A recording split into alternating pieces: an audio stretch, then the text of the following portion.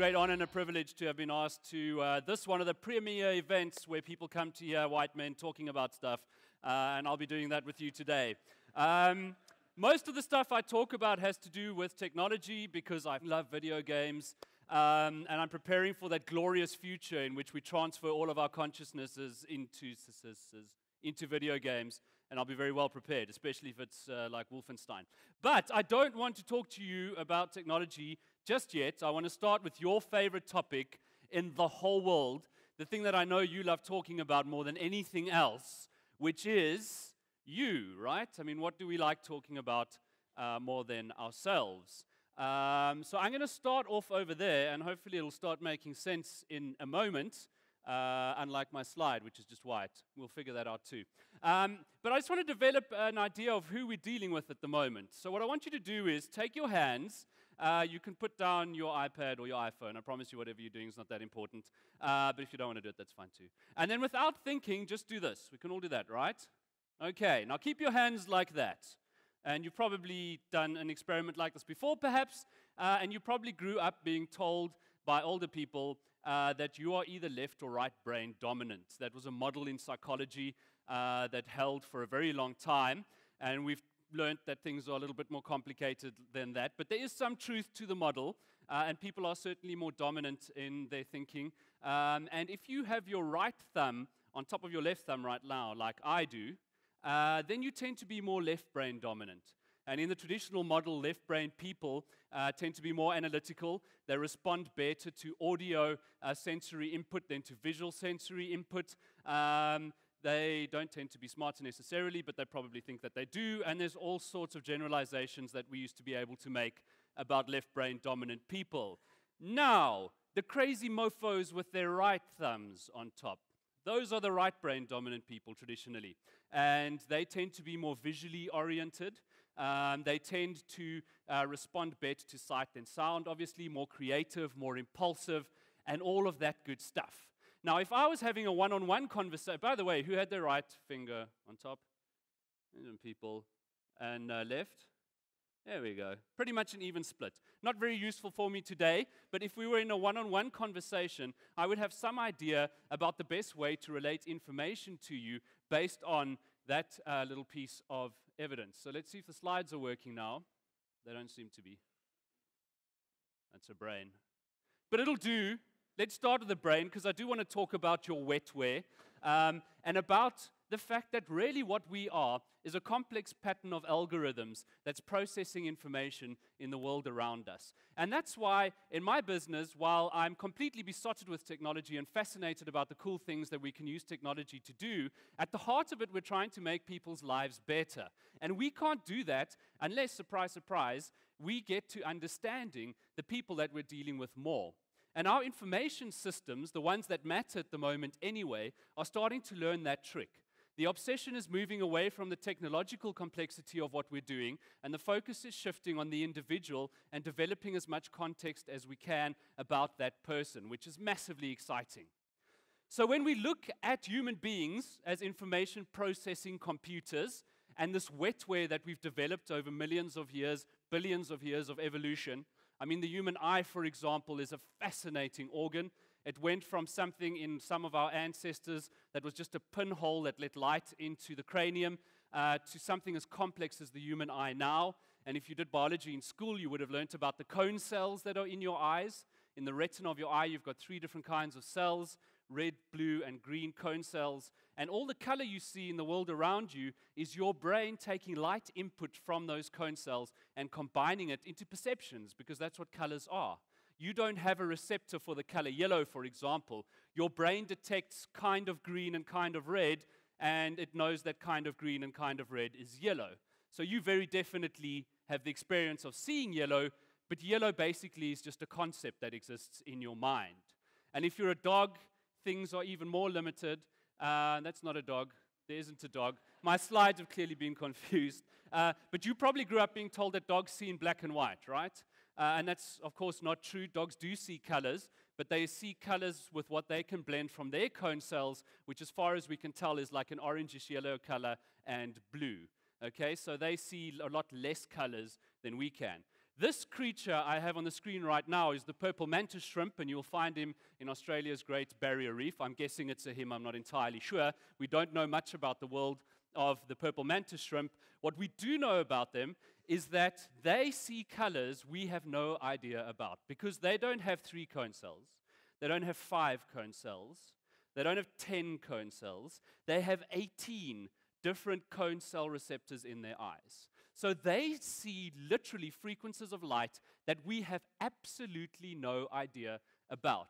That part of the universe is invisible to us. They can also see circularly polarized light, which just looks like a glare to human beings, and we don't know what the evolutionary advantage of that was, but we know that they can see it, so there must be something cool they're doing with it. We just have absolutely no idea what it is. All we know about the purple mantis shrimp is that it tastes delicious with some garlic butter, right?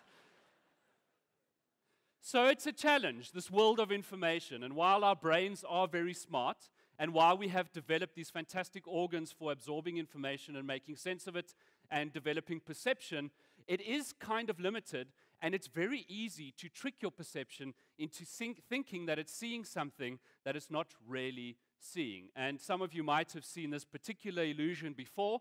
If I ask you if areas A and B on the screen are the same color, unless you're being a smart ass, you'll probably say no.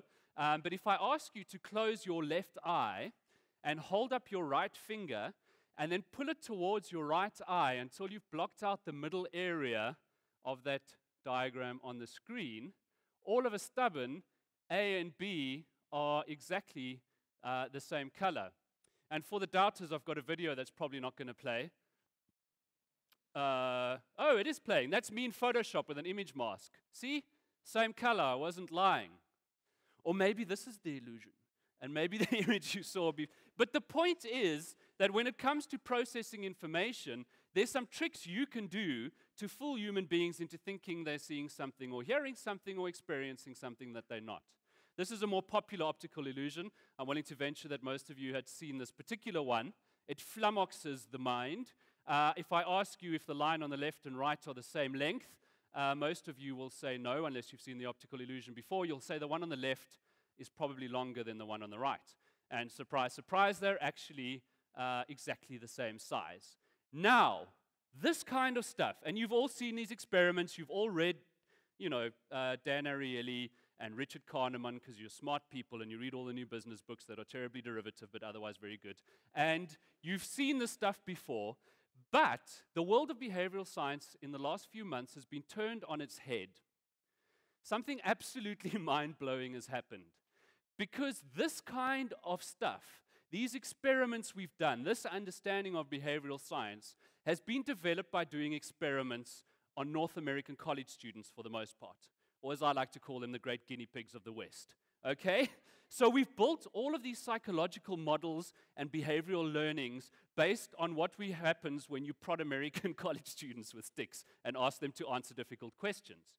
And then we make an assumption from that sample group, and we say, well, obviously everybody in the world, because we have the same DNA and stuff, has to be like an American college student. And if this illusion flummoxes the mind of somebody who's 19 years old in the US of A, then it will flummox the mind of anybody anywhere in the world.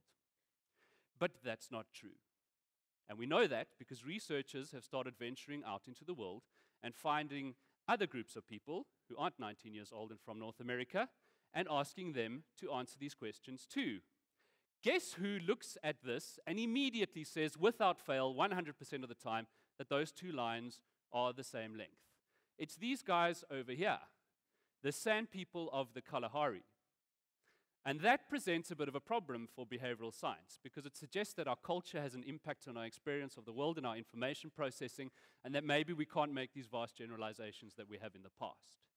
The bigger question for me is, why on earth do the sand people from the Kalahari not see these optical illusions that flummox the Western mind? And the answer is pretty mind-blowing. Well, we think it's the answer, but the leading theory is that if you grew up in the West, this was the kind of room you grew up in. And I've chosen a particularly swanky lounge, so your privileged asses all feel at home. But if you look at this space, you see those shapes all over the place, right? Remember these guys over here? Spot the shapes. They're everywhere in this room. We live in square rooms. And our cities look like that. Spot the shapes again. You see them all over the place, right? Angular, straight lines. That's where the Western mind develops for the most part. The sand people live in houses that look like that. And their cityscape, they don't have a cityscape, of course, their landscape, it looks like that. And something about growing up in that environment makes you far better at seeing lines that are the same. We don't know why this happens. But it's a fascinating observation. And it kind of brings us back to the point that we're all dealing with this sea of information. It perplexes us, and of course, it depends on where you grew up as to how perplexing that is. And if you're going to develop products that generalize in this space, then you're probably making a big mistake.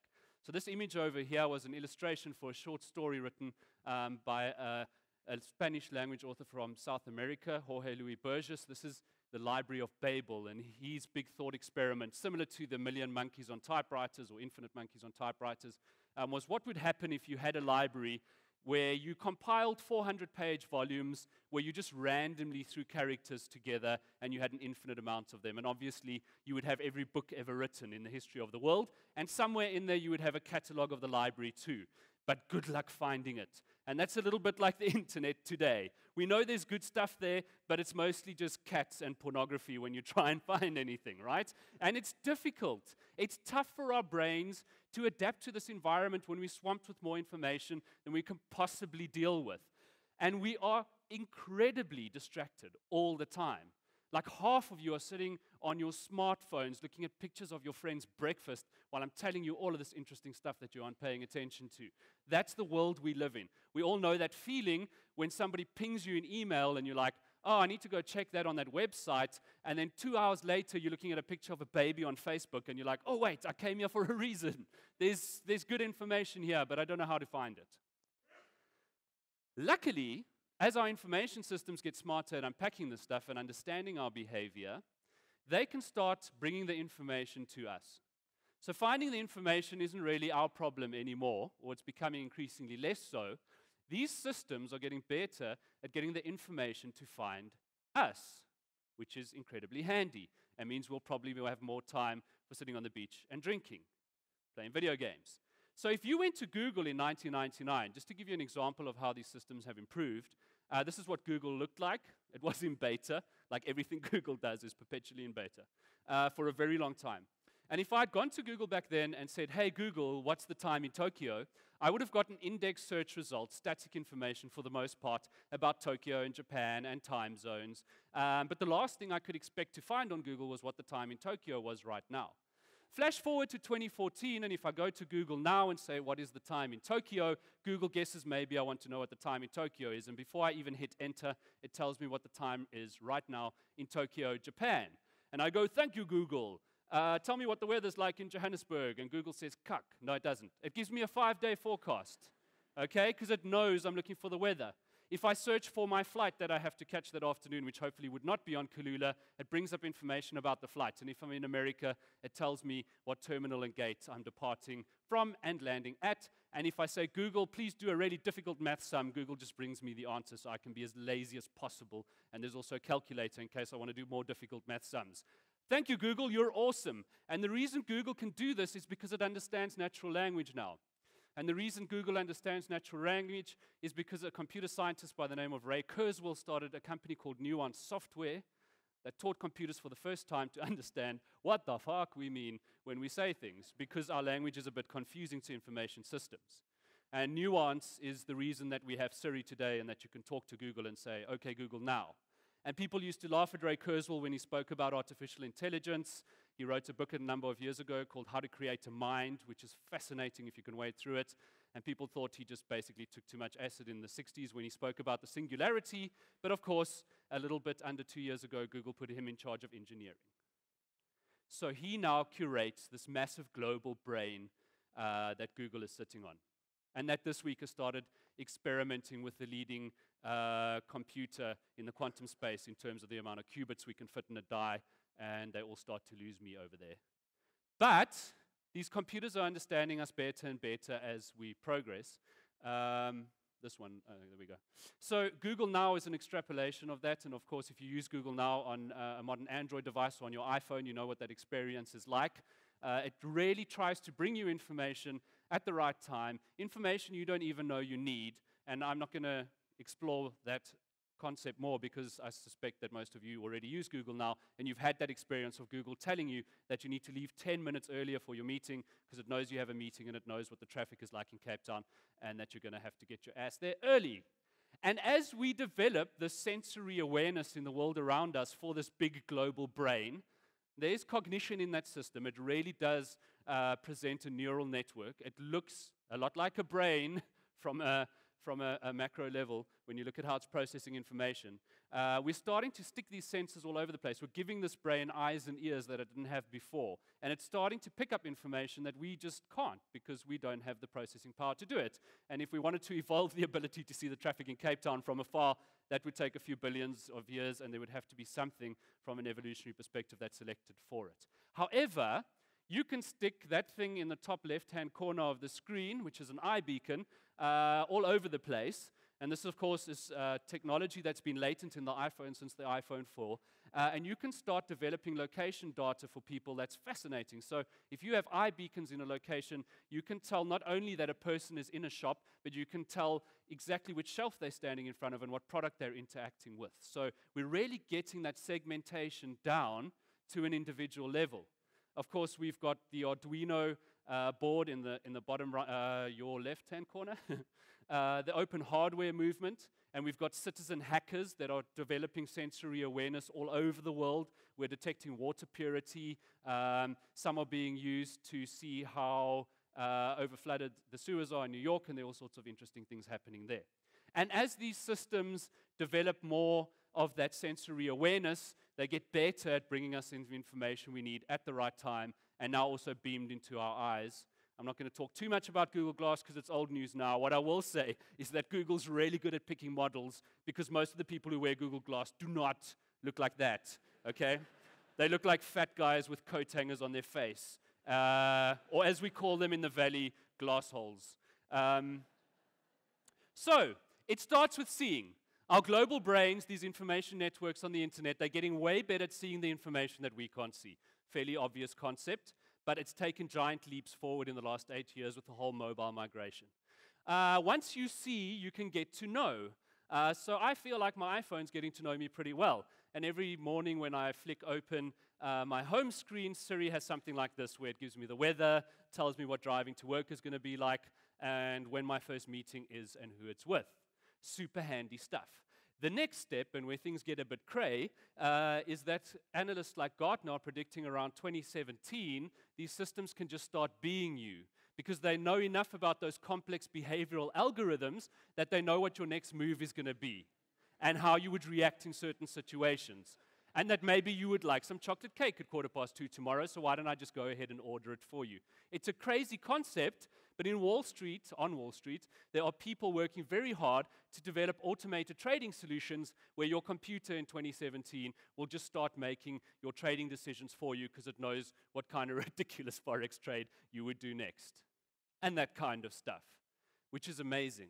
What's not amazing is that there are a lot of companies missing out on the massive opportunities here because they're just not thinking big enough and they're not thinking down to that individual segmentation of one. They're living in yesteryear and they just don't get it. And they ask people for me like help with their digital strategy. And then I say, I don't know what a digital strategy is. Do you have an oxygen strategy? No. You know how to breathe oxygen or you die, okay? That's how digital works. You either know how to operate with this stuff in 2014 or somebody who does kills you. You can't survive. So let's talk about your business strategy and let's assume that there'll be oxygen there and that there will be digital there because that's the way the world works now. Some of the most horrible things I'm hearing them saying is when they talk about their products, they say, oh, we need to start educating the market. And that is one of the most arrogant and short-sighted thing that you could have a big corporate say in this era. So I always say to them, instead of trying to educate the market, why don't you let the market educate you? And that's really those of us who care about behavioral sciences and what's being discovered in that space right now. I think that's a bit of a mantra for us, is that there's a lot we can learn from the market, and we should be using that information to do a better job of understanding the individual than assuming that the only problem with our stupid fucking product is that the market doesn't understand it. If only we could educate them. Because surprise, surprise, people are fucking weird, okay? We're not all the same. And some of us want chocolate cake at 2:15 tomorrow, and some of us are going to make a dumbass Forex move at 4 o'clock today, and that's okay. But me, I'd like to play more video games and drink more cocktails. So the faster we can get to the point that these systems are making the decisions for me, the better. That's not something that frightens me. But my parting thought is think about your business and think about the opportunities that lie in getting down to that segment of one, of really understanding if you are going to develop a product for the sand people of the Kalahari, which would probably be a pretty large challenge and not a massive demographic, but if you were going to do that, then you're failing if you're generalizing. You need to get into that mindset, into that space, into that environment, and understand that pattern of algorithms. And that's me. Goodbye.